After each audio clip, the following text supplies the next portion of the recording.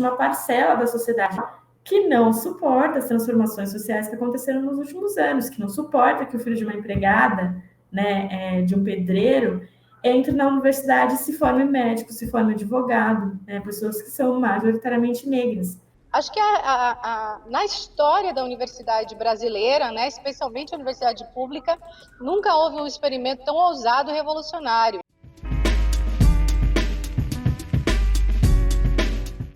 É fundamental lembrar que no Brasil a pobreza sempre teve uma cor predominante, a cor negra.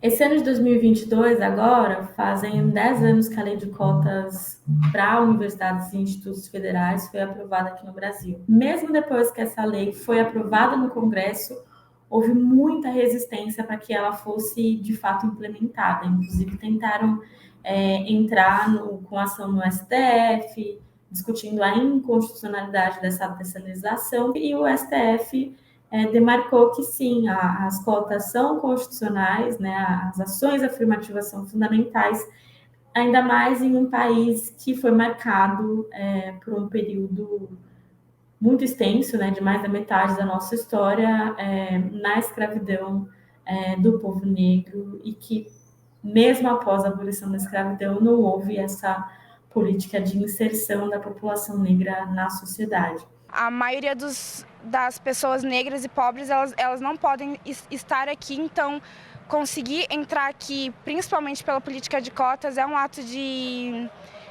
resistência, é importantíssimo tanto para mim quanto para minha família. Todo mundo nesse país tem o direito de ter a mesma oportunidade. Eu não sei se você vai ser melhor do que o Igão, ou se ele vai ser melhor do que você, me diga. Também nunca. O que eu quero é garantir que vocês dois tenham a mesma oportunidade.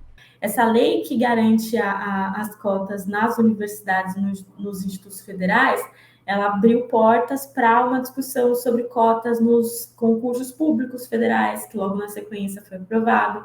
Abriu espaço para uma discussão das universidades estaduais também terem cotas. Algumas já tinham cotas antes mesmo da implementação, como é o caso da Universidade Pública no Rio de Janeiro. Com a legislação da lei de cotas no concurso público federal, alguns estados e municípios também passaram a aprovar as cotas nos concursos municipais e nos concursos estaduais. Nós temos a expectativa de que essas 50, dentre as 250 mil pessoas que vão entrar no serviço público, na administração direta ao longo dos próximos 10 anos, possam ampliar e solidificar uma classe média negra que possa, a partir desse espaço social, influenciar não apenas nos rumos desenvolvimento econômico do país, mas também na própria condução política do país. Com o sucesso da lei de cotas, né, nas universidades federais, a gente entendeu que essa é uma política afirmativa que vale a pena ser implementada, que precisa ser replicada. E é muito importante entender que a nossa luta, né, a luta do movimento negro brasileiro, é viver em uma sociedade em que essas ações não sejam necessárias.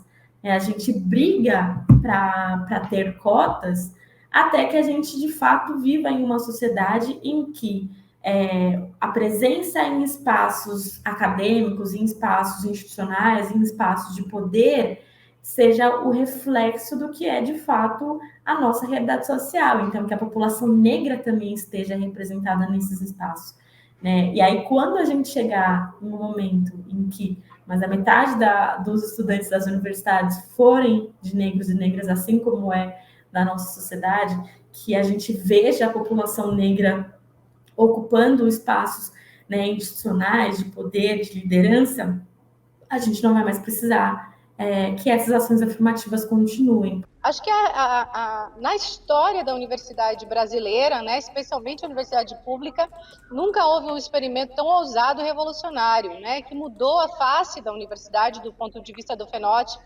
mas também da produção de conhecimento, da democratização daquele espaço. Assim, são desafios que existem e que esse ano, inclusive, vão estar escancarados, porque na legislação de cotas que foi aprovada em 2012, tem um artigo que fala sobre a necessidade de revisão a cada 10 anos dessa política, né, dessa legislação. E essa revisão ela acontece exatamente por ser uma política temporária. E, então, hoje, já tem uma série de projetos de lei que estão apresentados no Congresso que tentam, de alguma forma, interferir nessa legislação. E grande parte deles, inclusive, tentam acabar com essa política de cotas, porque ainda há muita resistência, porque ainda no Brasil, né, de hoje, né, de 2022, existe uma parcela da sociedade que tem uma representação forte no Congresso Nacional que não suporta as transformações sociais que aconteceram nos últimos anos, que não suporta que o filho de uma empregada, né, de um pedreiro, entre na universidade e se forme médico, se forme advogado, né, pessoas que são majoritariamente negras. Por que tem que expulsar os negros, acabar com as cotas e tirar os negros da universidade? Porque, assim, quando a gente entra no lugar, a gente costuma ficar. Tem uma pesquisa do IBGE que mostra que de 2010 a 2019 aumentou em 400% o número de estudantes negros nas universidades, né, no Brasil. Então, mas mesmo assim, a gente ainda não conseguiu, de fato, garantir que a juventude negra, que os estudantes negros, eles tenham acesso a isso. Então, 10 anos não foi o suficiente para corrigir um processo de mais de 300 anos da nossa história, e ao mesmo tempo que essa política precisa ser defendida para permanecer, a gente precisa pensar formas de melhorar ainda mais, né? Então, de garantir o acesso, mas também garantir a permanência, então de pensar quais políticas públicas precisam também vir acompanhadas dessa ação afirmativa. Muita gente fala sobre a questão, mas a política de cotas ela deveria ser social, deveria ser racial, né? A gente vive num país em que raça e classe está intrinsecamente relacionado, né? Então, existe a cota social, né? A cota que é voltada para estudantes de escola pública, mas apenas a cota social ela não resolve um processo de exclusão e criminalização da população negra que é histórico. Olha, na verdade, não existe uma oposição entre cotas raciais e cotas sociais. Eu acredito que essa é uma falsa discussão que tem sido feita nos últimos anos para poder enfraquecer a ideia das cotas de uma maneira geral. É na população negra que a maior desigualdade se encontra e que, portanto, terão sempre que ser contempladas as reservas de vaga para essa população. Porque mesmo dentro das famílias que são mais pobres, periféricas e trabalhadoras, as famílias negras majoritariamente estão em uma situação de maior vulnerabilidade social e econômica. Por isso é importante que a gente tenha, sim, uma cota social, mas para além da cota social, a gente garantir a cota racial para construir esse processo de equiparação.